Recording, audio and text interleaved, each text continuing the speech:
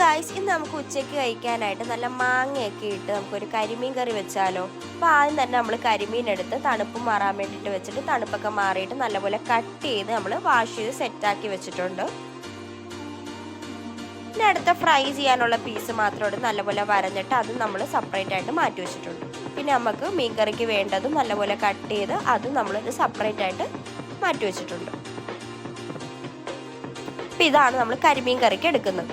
അപ്പം നമുക്ക് കരിമീൻ കറി ഉണ്ടാക്കാൻ വേണ്ടി ആദ്യം തന്നെ നല്ല എരിവുള്ള പച്ചമുളക് 2 എണ്ണമാണ് ഇട്ടേക്കുന്നത്. അതിനകത്തോട്ട് നമ്മൾ ഉള്ളി, ഇഞ്ചി, വെളുത്തുള്ളി, പിന്നെ നല്ല പുളിയുള്ള മാങ്ങയാണ് എടുത്തേക്കുന്നത്. ഒരു പുളിയുള്ള മാങ്ങയെ വിട്ട് അതിനകത്തോട്ട് നല്ല കാശ്മീരി ചില്ലി പൗഡർ 3 സ്പൂണും അതുപോലെ തന്നെ മഞ്ഞൾപ്പൊടി വിട്ട് ഉപ്പ് ഇട്ട് പച്ച വെളിച്ചെണ്ണ ഒഴിച്ച് നല്ല രീതിക്ക് നമ്മൾ മിക്സ് ചെയ്തെടുത്തിട്ടുണ്ട്. അതിനകത്തോട്ട് നമ്മൾ 1 കപ്പ് തേങ്ങാപ്പാലാണ് ഒഴിച്ചേക്കുന്നത്. തേങ്ങാപ്പാൽ ഒഴിച്ച് നല്ലപോലെ മിക്സ് ചെയ്ത് നമ്മളതൊന്ന് തിളയ്ക്കാൻ വെക്കണം.